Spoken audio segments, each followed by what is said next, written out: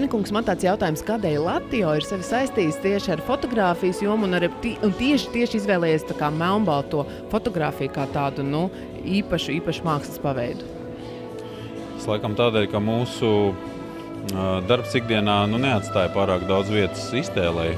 Un tad šī mūsu sadarbība ar fotogrāfiem un tieši melnbaltā žanra meistariem kā reiz dod mums šo iespēju atstāt kaut ko iztēlē.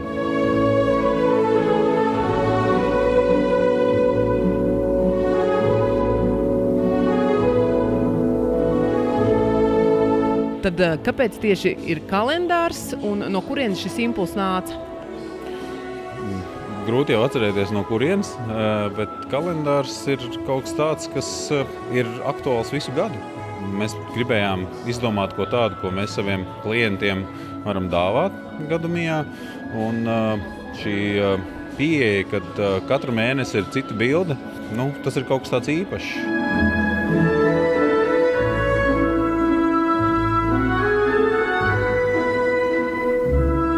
Jauncem kungs, katrai no jūsu fotogrāfijām, kas iekļauts kalendārā, noteikti ir kāds īpašs spilgts stāsts. Bet kurš jums pašai stāsts uzrunā visvairāk no šīm 12 bildēm?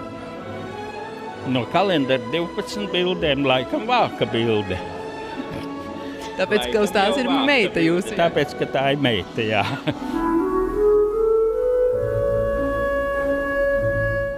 Kalendāra nosaukums ir rakstīts sudrabā.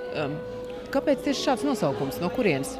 Te jau ļoti viegli atbildēt, jo toreiz, kad mēs strādājām fotogrāfijā un viss tika darināts uz fotofilmas un pēc tam apstrādāts laboratorijas sarkanajā gaismā. Tika strādāts tieši uz sudraba. Mēs rakstījām sudrabā, jo tas fotopapīrs, tas satur sudrabu.